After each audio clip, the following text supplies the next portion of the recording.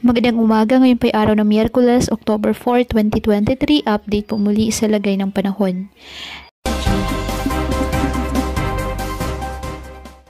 Patuloy pa rin na minomonitor ang bagyong Jenny na nasa loob ng ating Philippine Area of Responsibility at patuloy pa rin po nito na ini-enhance o pinapalakas ang hanging habagat o southwest monsoon na kung saan siya naman po nagpapaulan sa iba't ibang bahagi ng ating bansa.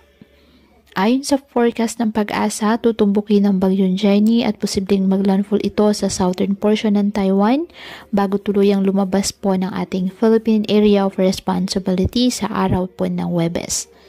Inaasahan pa rin ang mga pag-ulan sa western portion ng Central Luzon, Southern Luzon at Visayas sa mga susunod na araw dahil po sa hanging habagat na pinapalakas o hinahatak ng bagyo.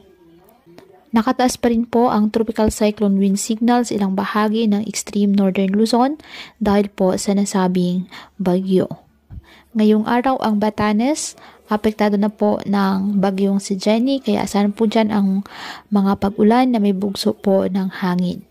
Ang Cagayan kasama ng Babuyan Islands, Isabela, Apayao, Kalinga, Abra at Ilocos Norte.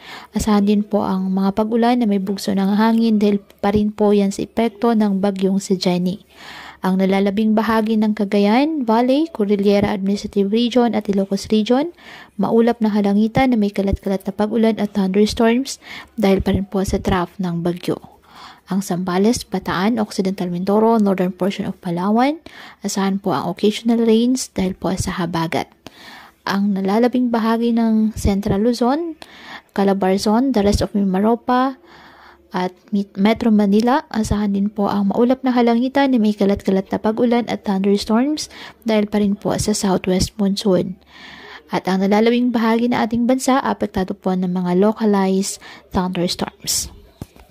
Kaya pinapayuhan ng ating mga kababayan na maging maingat po sa mga posibilidad ng pagbaha at pagguho ng lupa, lalo na po kapag may malalakas na ulan at ugaliin na magdala palagi ng payong o kahit anong panangga sa ulan o kahit naman sa init ng araw kapag lalabas po ng ating mga tahanan.